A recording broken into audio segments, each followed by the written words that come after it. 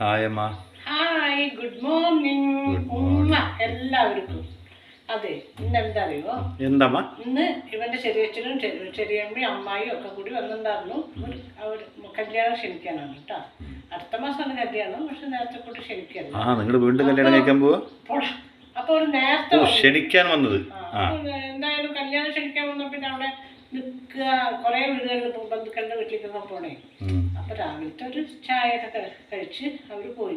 അവരുടെ കൂടെ കുറച്ചു നേരമൊക്കെ ഇരുന്ന് അങ്ങനെ സമയം. പിന്നെ ഒരു മടി, എന്തെങ്കിലുമൊക്കെ ഇനിയിപ്പോ എന്തെങ്കിലുമൊക്കെ ഉണ്ടാക്കണ്ടേ. പിന്നെ എന്തായാലും ഉണ്ടാക്കണല്ലോ. പക്ഷെ എനിക്കൊരു കാര്യം, ഞാൻ വിചാരിച്ചു എനിക്ക് ഇത്തിരി ഇന്നത്തെ കറി ഉണ്ട്, കുറച്ച് കാപ്പിയൊക്കെ ഉണ്ട്. അപ്പൊ ഇവർക്ക് വേണ്ടേ. അപ്പൊ ഞാനെന്ത് വിചാരിച്ചു, ഒരു 2 മുട്ടയും ഉരുളക്കിഴങ്ങും കൂടി ഒരു കറി വെക്കാന്ന് വിചാരിച്ചു. അപ്പൊ അതിന് വേണ്ട സാധനങ്ങൾ ഞാൻ പറയാം. അതിന് കുറേ സാധനങ്ങൾ വേണമല്ലോ. സവോള, പച്ചമുളക്, കറിവേപ്പില, ഇഞ്ചി, വെളുത്തുള്ളി, തക്കാളി. കണ്ടോ അമ്മേനെ കാണുന്നത്? ഉരുളക്കിഴങ്ങ്, മുട്ട പുഴുങ്ങിയത്. കണ്ടോ പുഴുങ്ങി. മുട്ട പുഴുങ്ങിയത് കണ്ടിട്ടില്ല. എവിടെ എവിടെ മുട്ട പുഴുങ്ങിയത്? അതാണ് മുട്ട പുഴുങ്ങുക. ഉരുളക്കിഴങ്ങ്, അതാണോ മുട്ട? ഇത് കണ്ടോ തക്കാളി, സവോള, പച്ചമുളകും കറിവേപ്പില ഉണ്ട് ഇതില്. പിന്നെ ഇഞ്ചി, വെളുത്തുള്ളി. ഇതൊന്നും ഞാൻ കണ്ടിട്ടില്ല. പിന്നെ മല്ലിപ്പൊടി, മുളക് പൊടി. ഇതൊക്കെ ഇപ്പോഴമ്മ കാണുന്നത് ഞാൻ. എന്തൊരു കഷ്ടമാണമ്മ. എണ്ണ ഒഴിക്കാം.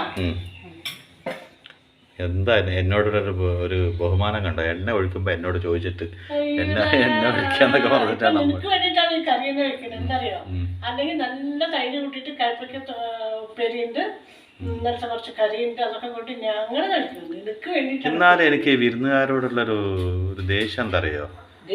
വന്ന ഉച്ചക്ക് ഊണ് കഴിച്ചിട്ട് പോകണം. ഇത് അവര് വന്ന വല്ല പലഹാരമൊക്കെ ഉണ്ടാക്കി അത് കഴിച്ചു പോയിട്ട് വിശപ്പും ഉണ്ടാവില്ല, ഒന്നും ഉണ്ടാവില്ല. അതങ്ങോട്ട് കഴിഞ്ഞ അമ്മയ്ക്കൊന്നും വെക്കാനുള്ള മൂടും ഉണ്ടാവില്ല. ഇങ്ങനെയൊക്കെ ആകുമ്പോ ആർക്കാണ് ബുദ്ധിമുട്ട്? ഈ പാവം ഈ പാവം.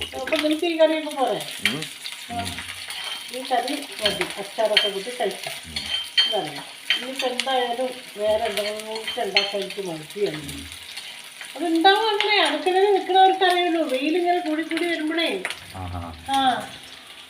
അപ്പൊ അതിന്റെ ക്ഷീണമൊക്കെ ഉണ്ടാവും. ഓരോരുത്തരും പ്രായമായി. അത് ഭയങ്കരമായി പോയിട്ടോ. ഇതൊക്കെ അമ്മ സമ്മതിക്കാൻ തുടങ്ങിയില്ലേ? പണ്ടൊന്നും പ്രായമായി എന്ന് പറഞ്ഞാൽ നമുക്ക് ദേഷ്യമായിരുന്നു. അമ്മയല്ല അമ്മ പറയാറ്, പ്രായമായി എന്ന് പറയരുത്, ഏജൊക്കെ ഒരു നമ്പറാണ്.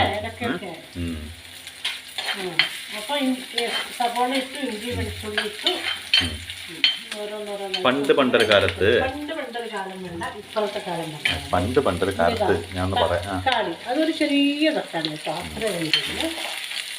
അല്ല, പിന്നെ ആകെ ഒരാൾക്ക് കഴിക്കാൻ വേണ്ടി ഉണ്ടാക്കുമ്പോൾ 2 ആളിൻ്റെ അത്ര ഉണ്ടാക്കേണ്ടത് മാത്രം.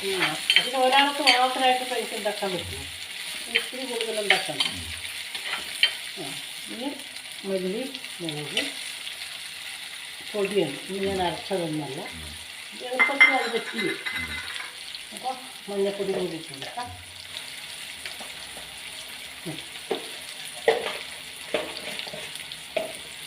അതൊന്ന് മൂപ്പിച്ചെടുക്കാന്ന് പറഞ്ഞാൽ ഞാൻ പലവട്ടം പറഞ്ഞ് മതിയായി. കേൾക്കണവർ തോന്നും ഇവനത് എത്ര വായിച്ചാ പറയണമെന്ന്. ഒന്നിനെയും ഏതിനെയും ഒരുപാട് മൂപ്പിക്കരുത്. ഇപ്പൊ ഇതിപ്പോ എന്ത് ചെയ്യും? കുറച്ചല്ലേ മൂപ്പിച്ചെടുക്കുള്ളൂ. ഒരുപാട് മൂപ്പിച്ചെടുത്താൽ എന്താവും? അത് എന്താവും? അമ്മ ആക്കാൻ ഉദ്ദേശിച്ചതാവോ? ആവില്ല. അതേപോലെ ആരും ഒരുപാട് മൂപ്പിക്കരുത് കേട്ടോ. എന്ത് മനസ്സിലായാണോ ഈ കന്നഡക്കാരിക്ക്? അപ്പൊ നമുക്കത് ഇഷ്ടല്ലേ? അല്ല, കന്നഡക്കാരിയാണല്ലോ കൂടുതൽ. പകുതിയല്ലേ, കാൽഭാഗമല്ല മലയാളക്കാരി ആയിട്ടുള്ളൂ. ഇവിടെ മാതൃഭാഷ ഏതാണ്? ഏത് നാട്ടിൽ ജനിച്ചു എന്നുള്ളതല്ല, ഏതാണ് നമ്മുടെ മാതൃഭാഷ എന്നുള്ളതിലാണ് പ്രാധാന്യം. അത് മനസ്സിലാക്കണം. ചിലപ്പോൾ ഞാൻ നേപ്പാളിലോ ഒറീസയിലൊക്കെ ആയിരിക്കും ജനിച്ചത്, പക്ഷെ എൻ്റെ ഭാഷ ഏതാണ്? അതിന് പ്രാധാന്യം കൊടുക്കണം എന്ന് അമ്മ പറയുന്നു ഞാൻ കരുതി. പക്ഷെ അമ്മ അത് പറഞ്ഞില്ല. അതുപോലും ഞാൻ പറയണമെന്ന് പറഞ്ഞാൽ എന്തൊരു കഷ്ടമാണ് നോക്കിയത്. അമ്മ പണ്ടൊരു കാലത്ത്, എത്രയോ പണ്ടൊരു കാലത്ത്, പണ്ട് കാലത്ത് എന്ന് പറഞ്ഞാൽ കുറച്ച് കാലം ബാക്കിലേക്ക് പോയി കഴിഞ്ഞാൽ ഒരു ചെറുപ്പക്കാരനുണ്ടായിരുന്നു. എന്തിനേറെ പറയണു, ഒരൊറ്റ അമ്പലത്തിൽ കയറില്ല, ദൈവവിശ്വാസമേ ഇല്ല. ദൈവം എന്ന് പറയണത് വെറും കല്ലാണ്. ഏതെങ്കിലും ദൈവത്തിന് തേങ്ങ കൊണ്ടുപോയി കൊടുക്കണോ, പൂ കൊണ്ടുപോയി കൊടുക്കണോ, പ്രകൃതിയിൽ ഉണ്ടാവുന്നതും മുളയ്ക്കുന്നതും എല്ലാ സാധനങ്ങളായ സാധനങ്ങൾ മുഴുവനും ഈ എന്താ പറയുക, നമ്മൾ ദൈവം തന്നെ ഉണ്ടാക്കിയ സാധനം ദൈവത്തിന് തന്നെ കൊണ്ടുപോയി കൊടുക്കുകയാണല്ലോ. ഇതൊക്കെ എവിടത്തെ ന്യായമാണ്? ദൈവത്തിന് ഇവിടെ സൃഷ്ടിക്കാത്ത എന്തെങ്കിലും കൊണ്ടുപോയി കൊടുക്കാൻ പറ്റുമോ? അല്ലെങ്കിൽ ദൈവത്തിന് ഇതൊക്കെ ആവശ്യമുണ്ടോ? എന്തിനാണ് പാലാഭിഷേകം ചെയ്യുന്നത്, എന്തിനാണ് തേങ്ങ ഓടിക്കുന്നത്? അതൊക്കെ വെറും കുരുത്തക്കേട് മാത്രം പറഞ്ഞുകൊണ്ടിരിക്കുന്ന ഒരു ചെറുപ്പക്കാരൻ. കേൾക്കൂ, അതാരാവട്ടെ. അങ്ങനെ ഒരുപാട് പേരിൽ ഒരാൾ ഞാനുമായിരുന്നു. അങ്ങനെ എന്നോ ഒരു സുപ്രഭാതത്തിൽ എനിക്ക് മനസ്സിലായി, ദൈവം എന്നൊരു ശക്തിയുണ്ട്. അത് അതിൻ്റെ ഉത്തരം നൽകുന്ന സമയത്ത് അത് നമുക്ക് മുമ്പ് ദർശനമായിട്ട് വരണം എന്ന് പറഞ്ഞ ഒരു മനുഷ്യരൂപത്തിലൊന്നും വരണമെന്നില്ല. ഒരു സന്ദർഭം വരും മനുഷ്യന്. ആ സന്ദർഭത്തിൽ എവിടെയും ഒന്നുമില്ലാതെ കണ്ണിന് മുമ്പ് ഇരുട്ട് മാത്രം കാണുന്ന ഒരു നേരത്ത് സൂര്യകിരണം പോലെ മുന്നിൽ വരുമ്പോൾ അന്ന് മനസ്സിലാവും ദൈവമുണ്ട്. അങ്ങനെയൊക്കെ മനസ്സിലായ എന്തെങ്കിലും ഒരു അനുഭവം അമ്മയ്ക്കുണ്ടോ? ഇപ്പൊ ഞാൻ അനുഭവിച്ചുകൊണ്ടിരിക്കുന്നതാണല്ലോ. എന്താ അറിയോ, നമുക്ക് എല്ലാം ഉണ്ടെങ്കിലും കൂടി നമുക്ക് എന്തെങ്കിലും ഒരു കുറവുണ്ടാവുമല്ലോ. ഉണ്ടാവും. അമ്മയ്ക്ക് മൊത്തത്തിൽ കുറെ കുറവുണ്ട്. മനുഷ്യരായ കുറവുകളൊക്കെ ഉണ്ടാവും. അതിനും അംഗീകരിച്ചോ? എന്റെ ദൈവമേ, അതല്ല ബുദ്ധി കുറവുണ്ടെന്നല്ല പറഞ്ഞ്, വിവരത്തിരി കുറവാണെന്നാ പറഞ്ഞു. രഞ്ജിത്തിന്റെ അമ്മയ്ക്ക് അമ്മ ആയതുകൊണ്ട് ഇത്രയൊക്കെ വിവരം ഉണ്ടാവാൻ വഴിയുള്ളൂ. കാരണം എന്താന്ന് പറഞ്ഞാൽ, ഒരു മരമണ്ടന്റെ അമ്മയ്ക്ക് ഒരു പാതി വണ്ടിയായിരിക്കും. അതിലൊരു സംശയം ആർക്കും. അതെങ്ങനെ ഒരു മരമണ്ടിയുടെ മകൻ? അമ്മ എങ്ങടെ ഒളിച്ചോടി പോണത്? ക്യാമറ എവിടെയാണ്? അല്ല, ഒരു മരമണ്ടിയുടെ മകൻ മുഴുമണ്ടനാവില്ലേ? അതങ്ങനെ പാതിയാവുക? ഓ, അച്ഛന് വിവരമുള്ളത് കൊണ്ട് അതിൻ്റെ ഒരു വിവരം എനിക്ക് കിട്ടും. അങ്ങനല്ലേ? അതാണ്. നമ്മുടെ ജീവിതത്തിൽ എന്തെങ്കിലുമൊക്കെ കുറവുണ്ടാവും, അത് നമുക്കും അറിയാം. പക്ഷെ എന്നാലും മറ്റുള്ളവർ അതിനെക്കുറിച്ച് പറയുമ്പോൾ നമുക്ക് വല്ലാത്തൊരു വിഷമം തോന്നും. കാരണം ആ കുറവ്, നമുക്കൊരു കുറവുണ്ട് എന്നുള്ള ഒരു വേദന നമുക്കുണ്ടാവും. ഒരു അങ്ങനെ ഒരു കാര്യം എനിക്കില്ലല്ലോ എന്നുള്ളൊരു ദുഃഖമൊക്കെ ഉണ്ടാവും. അപ്പോൾ മറ്റുള്ളവർ അതെന്നെ കുത്തി പറയുമ്പോൾ ഒരുപാട് വിഷമം തോന്നും. ഭഗവാനെ, നീ അല്ലേ എന്നെ ഇത് കേൾക്കാൻ ആളാക്കിയത്, ഇതിനൊരു പരിഹാരം നീ നിനക്ക് കണ്ടൂടെ എന്നൊക്കെ ഞാൻ പല പ്രാവശ്യം ചോദിച്ചിട്ടുണ്ട്. അപ്പോഴൊക്കെ ഞാൻ വിചാരിക്കും, എപ്പോഴാണ് ദൈവം കണ്ടു തുറക്കുക, അങ്ങനെയൊക്കെ ഞാൻ വിചാരിക്കാറുണ്ട്. അപ്പോൾ അങ്ങനെ ഒരു സന്ദർഭത്തിൽ ഭഗവാൻ ഉണ്ട് എന്നുള്ളത് എനിക്ക് മനസ്സിലായി. ഭഗവാൻ നമ്മളെ കാണുന്നുണ്ട്, നമ്മളെ കേൾക്കുന്നുണ്ട്, നമ്മുടെ എല്ലാ അഭിലാഷങ്ങളും അറിഞ്ഞ് നമുക്ക് വേണ്ട സമയത്ത് നമുക്കത് തന്നിരിക്കും എന്നുള്ള ഒരു ദൃഢമായ വിശ്വാസം എനിക്കുണ്ടായി. ഉചിതമായ സമയത്ത് എന്ത് എപ്പം നൽകണം എന്ന് അറിഞ്ഞു നൽകുന്ന ഒരു ശക്തിയാണ് ദൈവം. കാരണം നിങ്ങൾക്ക് ആവശ്യമില്ലാത്ത സമയത്ത്, അമ്മ വയറ് നിറഞ്ഞിരിക്കുന്ന ഒരു വ്യക്തിയാണെന്ന് വെച്ചോളൂ. ആ വയറ് നിറഞ്ഞിരിക്കുന്ന സമയത്ത് ആരെങ്കിലും എത്ര നല്ല സ്വാദിഷ്ടമായ ഭക്ഷണം കൊണ്ടുവന്നാലും ആ ഭക്ഷണം അമ്മ കഴിക്കുമ്പോൾ അതിന് രുചിയും തോന്നില്ല, അതിനോടൊരു ആസക്തിയും തോന്നില്ല. പകരം വിശന്നിരിക്കുന്ന സമയത്ത് അമ്മ തീരെ കഴിക്കാൻ ഇഷ്ടപ്പെടാത്തൊരു ഭക്ഷണമാണെങ്കിലും ആസ്വദിച്ച് കഴിക്കും. അതുപോലെ തന്നെ നമ്മുടെ ഉള്ളിൽ ഏറ്റവും കൂടുതൽ നമ്മൾ ചിന്തിച്ച് ഇതെനിക്ക് വേണം, ഇതെനിക്ക് കിട്ടിയേ പറ്റൂ എന്ന് പറഞ്ഞിട്ട് ദുഃഖിച്ചിട്ടുണ്ടാവില്ലേ, ആ സംഭവം അല്പം വൈകി, കുറച്ച് വൈകിട്ട് നമ്മുടെ കയ്യിലേക്ക് എത്തുമ്പോഴാണ് അതിൻ്റെ പ്രാധാന്യം നമുക്ക് മനസ്സിലാവുള്ളൂ. അപ്പോഴാണ് ദൈവമേ നീ ഉണ്ട് എന്ന് നമുക്ക് മനസ്സിലാവും. നമ്മൾ പ്രാർത്ഥിച്ച് മടുത്തിട്ട് വിട്ടുകളഞ്ഞിട്ടുണ്ടാവും. ഇങ്ങനൊരു സംഭവം ഇനിയൊന്നും അത് നടക്കാൻ പോകുന്നില്ല, ഇനിയൊന്നും അത് ഉണ്ടാവാൻ പോകുന്നില്ല, നമ്മുടെ ജീവിതത്തിൽ അങ്ങനെ ഒരു സന്തോഷം ഇല്ല, അതിനങ്ങോട്ട് മറന്നു കളയാന്ന് വിചാരിക്കുന്ന സമയത്ത്, ആരും പ്രതീക്ഷിക്കാത്ത സമയത്ത് അങ്ങനെ ഒരു സന്തോഷ വാർത്ത അല്ലെങ്കിൽ ഒരു സന്തോഷം അല്ലെങ്കിൽ നമ്മൾ പ്രതീക്ഷിച്ച ഒരു കാര്യം നമ്മുടെ ജീവിതത്തിൽ വന്ന് എത്തിപ്പെടുമ്പോൾ അപ്പോഴാണ് മനസ്സിലാവുക ആ ദൈവം സർവശക്തൻ്റെ സമയവും നേരവും ആ പ്രസാദവും എങ്ങനെയാണെന്നുള്ളത്. കാരണം ദൈവം അമ്പലത്തിൽ നിന്ന് കിട്ടുന്നത് മാത്രമല്ല പ്രസാദം, ദൈവം നമ്മുടെ ജീവിതത്തിൽ വരുന്ന ഓരോന്നും ദൈവത്തിൻ്റെ പ്രസാദങ്ങളാണ് അല്ലേ? അപ്പോൾ അങ്ങനെയാണ് ദൈവമുണ്ടെന്ന് നമുക്ക് മനസ്സിലാവുക. ഒരു കാലത്ത് അമ്മയുടെ അടുത്തൊക്കെ ഒരുപാട് ചീത്ത ഞാൻ കേട്ടിട്ടുണ്ട്. അമ്മയുടെ അടുത്തല്ല, എല്ലാ ബന്ധുക്കളുടെ അടുത്തും എല്ലാ കൂട്ടുകാരന്മാരുടെ അടുത്തൊക്കെ കേട്ടിട്ടുണ്ട്. ഒരു എത്ര പ്രസിദ്ധമായ അമ്പലത്തിനടുത്തായാലും അതിൻ്റെ പുറത്ത് നിൽക്കാനുള്ള ഉള്ളിൽ കയറുന്നൊരു പരിപാടി എനിക്ക് ഉണ്ടാകുന്നില്ല. എപ്പോൾ, എന്തുകൊണ്ട്, എങ്ങനെ, ഏത് സന്ദർഭത്തിൽ കയറി, ആ കയറിയതിന് ശേഷം എനിക്കെൻ്റെ അനുഭവം എന്താണ്, അതൊക്കെ വല്ലാത്തൊരു അനുഭവമാണ് അല്ലേ? അതുപോലെ തന്നെയാണ് നമ്മുടെ എല്ലാ ജീവിതത്തിലും ഭഗവാൻ നമുക്ക് വേണ്ട സമയത്ത് വേണ്ടത് തരും. അത് ഞാൻ നീന്നല്ല, ലോകത്തിലെല്ലാവരും. അതുകൊണ്ട് എല്ലാവരും നിങ്ങൾ ഉറച്ച് വിശ്വസിച്ചോളൂ. എത്ര കാലങ്ങൾ കഴിഞ്ഞാലും അതൊന്നും നമുക്ക് പറയാൻ പറ്റില്ല. പക്ഷേ നിങ്ങളുടെ ആഗ്രഹം സഫലീകരിക്കാനുള്ള ആ ഭഗവാൻ നിങ്ങളുടെ കൂടെ ഉണ്ടാവും. നമ്മൾ മനസ്സിൽ ഉരുകി പ്രാർത്ഥിക്കുക, ദൈവമേ ഇത് തരണം ചെയ്യാനുള്ള ഒരു മാർഗം നീ തരില്ലേ ഭഗവാനെ എല്ലാവരെ പോലെ എനിക്കും ആഗ്രഹങ്ങളില്ലേ? ആ ആഗ്രഹം നീ സഫലീകരിച്ച് തരുന്നേ എന്ന് നമ്മൾ മനമുരുകി പ്രാർത്ഥിക്കുമ്പോൾ അത് ഇന്നാ എടുത്തോന്ന് പറഞ്ഞിട്ട് പെട്ടെന്നല്ല, പക്ഷെ അതിനൊരു ഉചിതമായ സമയം നോക്കി നമ്മൾ താഴ്മയോടെ കാത്തിരിക്കണം.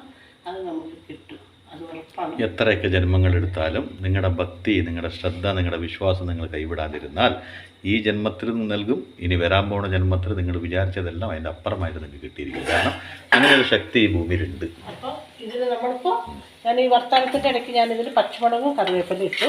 അത് നിങ്ങൾ ശ്രദ്ധിച്ചിട്ടുണ്ടാവും, ഞാൻ പറയാൻ വിട്ടുപോയി. ഇനി നമുക്ക് ഈ നാളികേരപ്പാൽ വെച്ച് കൊടുക്കാം. എളുപ്പത്തിലുണ്ടാക്കുന്ന കറിയാണ് നാളികേരപ്പാൽ ഒഴിച്ചിട്ട്. ഇപ്പോൾ ചില മനുഷ്യരൊക്കെ ഉണ്ടാവും, ആവശ്യത്തിന് കൂടുതലും കയ്യിലുണ്ടായാലും ചില സമയങ്ങളിൽ നമ്മൾ ആവശ്യപ്പെടുന്നത് കൂടി തരാണ്ടിരിക്കും. കാരണം അത് മനുഷ്യരാണ്. പക്ഷേ ദൈവം അങ്ങനെയല്ല. ദൈവത്തിനൊരു സമയം അറിയുന്നുണ്ട്. എന്ന് വെച്ചാൽ ഇന്ന വ്യക്തിക്ക് ഇന്ന സമയത്ത് ഇന്നത് നൽകണം, അല്ലെങ്കിൽ ആ നൽകിയതിന് വിലയില്ലാണ്ടായി പോവും, അതിന് ബഹുമാനം ഇല്ലാണ്ടായി പോവും, അതിനെ സുരക്ഷിതമായിട്ട് സംരക്ഷിക്കാൻ അവന് കഴിയില്ല എന്നുള്ള സർവ്വബോധമാണ് സർവശക്തി അല്ലേ?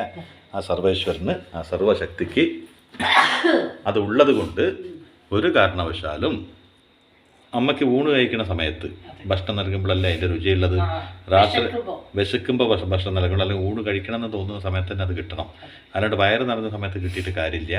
അല്ലെങ്കിൽ നമ്മൾ പറയില്ലേ, ഒരു വെള്ളം കുടിച്ചാൽ മതി എന്ന് പറയുന്ന സമയത്ത് ആരെങ്കിലും ബിരിയാണി കൊണ്ടു തന്നൊരു കാര്യമൊന്നുമില്ല. കാരണം നമ്മൾ വയറ് നിറഞ്ഞിട്ടായിരിക്കും വെള്ളം കുടിക്കാൻ ആഗ്രഹിക്കുന്നത്.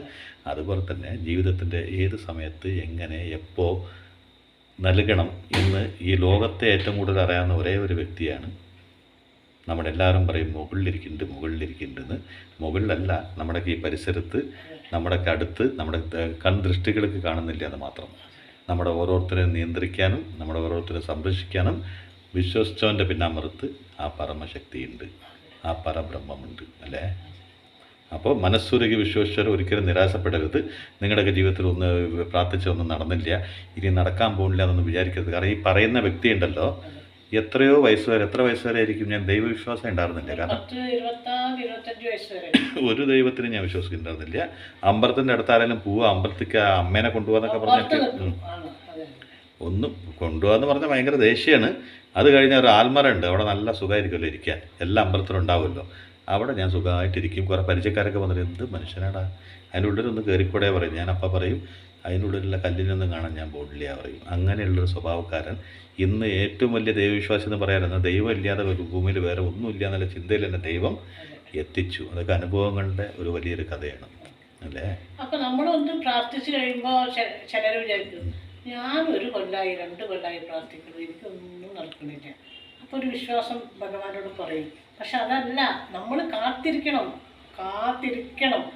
ഭഗവാൻ നമ്മളെ പരീക്ഷിക്കുകയാണ്. എത്രത്തോളം നീ എന്നെ വിശ്വസിക്കുന്നുണ്ട്. എന്തെങ്കിലും ഒന്ന് പറയുമ്പോഴേക്കും നീ പറഞ്ഞ അങ്ങനെയല്ല, എത്രത്തോളം നീ എന്നെ വിശ്വസിക്കുന്നുണ്ടെന്നും കൂടി ദൈവം നോക്കില്ലേ. അപ്പോൾ ദൈവം എല്ലാവർക്കും തരും. ആർക്കും വെറും കൈയോടെ ദൈവം വിളിക്കുക. എല്ലാവർക്കും ദൈവം ഒരുപോലെയാണ് ദൈവം കാണുന്നത്. ഈ സർവശക്തനായ ഭഗവാൻ, ഭക്തി വേണം. ഈ സർവശക്തനായ ഭഗവാൻ ഒരു സർവശക്തിയായ ഒരു സുരക്ഷിതമുള്ളൊരു അമ്മയുടെ മടിലേക്ക് നമ്മൾ എങ്ങനെ ഇട്ടു തരുന്നോ അതേപോലെ നമ്മളെ സ്വന്തം മടിലേക്ക് സ്വീകരിക്കുകയാണ് ചെയ്യുക. അവസാനം ഇപ്പോൾ ആ പരബ്രഹ്മം നമ്മളൊരു അമ്മയുടെ വയറ്റിലേക്കാണ് ഇട്ട് തരുന്നത്, ഒരു ഗർഭപാത്രത്തിൻ്റെ ഉള്ളിലേക്ക് അല്ലേ? അവിടെ നമ്മൾ ലോകത്തെ ഏറ്റവും സുരക്ഷിതമുള്ള സ്ഥലം. അവിടെ ആരും വന്നിട്ട് നമ്മൾ ഡിസ്റ്റർബ് ചെയ്യില്ല. എന്നാണോ വരേണ്ടത് അന്ന് തന്നെ നമ്മൾ പുറത്ത് വരുള്ളൂ, അങ്ങനെ ഈ ലോകം കാണുള്ളൂ. അതുപോലെ തന്നെ അമ്മയുടെ മടിയാണ് ഈ ലോകത്തെ ഏറ്റവും ഏറ്റവും സന്തോഷമുള്ള സിംഹാസനം. അവിടെയായിരുന്നു നമ്മൾ ആദ്യമായിട്ടിരുന്നത്. അവസാനമായിട്ട് നമ്മൾ ചേരാൻ പോകുന്നത് ആ പരബ്രഹ്മത്തിൻ്റെ മടിയിലാണ്. അപ്പോൾ എവിടെയും നമ്മൾ വെറുതെ വിട്ടില്ല. നമ്മൾ അലഞ്ഞ് തിരിഞ്ഞ് നമ്മൾ വെറുക്കപ്പെട്ടവനായി മാറുകയാണ്. അല്ലാണ്ട് ദൈവം നമ്മളങ്ങനെ ഒരിക്കലും സൃഷ്ടിച്ചിട്ടില്ല. നമ്മളെ എങ്ങനെ കൊണ്ടുവന്നോ അതേപോലെ സുരക്ഷിതയോടെ നമ്മളെ തിരിച്ചു കൊണ്ടുവന്ന സർവശക്തനാണ്. അപ്പോൾ നമ്മുടെ പ്രാർത്ഥനകൾ ഒരിക്കലും കേൾക്കാതിരിക്കില്ല. 2 or 3 പ്രാവശ്യം വാശി പിടിച്ച അമ്മയും അച്ഛനും എങ്ങനെ മക്കളുടെ വാശിയൊക്കെ നിറവേറ്റി കൊടുക്കുമോ അതേപോലെ തന്നെ 2 or 3 പ്രാവശ്യം വാശി പിടിക്കുമ്പോൾ നിനക്ക് വേണ്ടതാണോ വേണ്ടാത്തതാണോ എന്നറിഞ്ഞ് ആ സർവശക്തൻ നൽകിയിരിക്കും.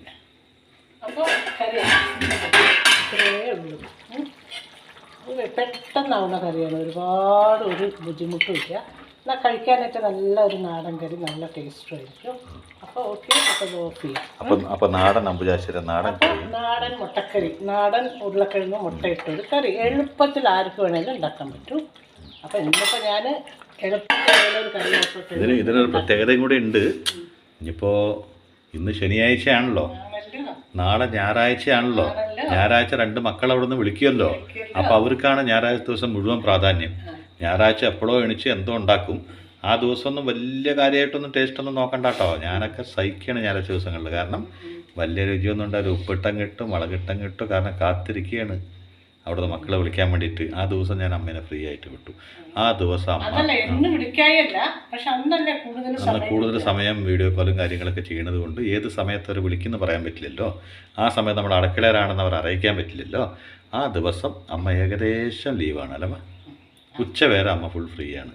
അപ്പോൾ ഏതെങ്കിലും സമയത്ത് എന്തെങ്കിലും രീതിയിൽ ഏതെങ്കിലും ഒരു കറി ഉണ്ടാക്കിയിട്ട് പാവപ്പെട്ടവന് എങ്ങനെയെങ്കിലും ഒരു ഭക്ഷണം കൊടുക്കും. അത്രേ ഉള്ളൂ. അപ്പോൾ കറി നല്ലൊരു നാടൻ. അപ്പോൾ എളുപ്പത്തിൽ ഉണ്ടാക്കാൻ പറ്റും. ചപ്പാത്തിക്കോ ദോശയ്ക്കോ ഒക്കെ ഉണ്ടാക്കാം, പുട്ടിനോ. അപ്പോൾ ഇത്രയേ ഉള്ളൂ. ഓക്കെ. അപ്പോൾ ഇത് കൂട്ടി നിങ്ങൾ ഭക്ഷണം കഴിക്കാൻ പറ്റും. അപ്പോൾ അതുകൊണ്ട് ഇനി തിങ്കളാഴ്ച അല്ലേ വരൂ എന്ന് പറഞ്ഞിട്ടാണ് ഇന്ന് ഈ വീഡിയോ ഇട്ടത്. ഓക്കെ. ഇനി പിന്നെ തിങ്കളാഴ്ച വരുള്ളൂ, നാളെ ഞാൻ വരില്ലല്ലോ. അപ്പോൾ ഇന്ന് പിന്നെ എന്തായാലും നിങ്ങളെ കാണാണ്ടിരുന്ന നിങ്ങൾ ഈ ചേച്ചി എവിടെ പോയി, എന്നും ലീവാണല്ലോ എന്ന് വിചാരിക്കില്ലേ, പിന്നെ എന്നോട് പിണക്കാവില്ലേ. അപ്പോൾ എല്ലാവർക്കും ബായ്.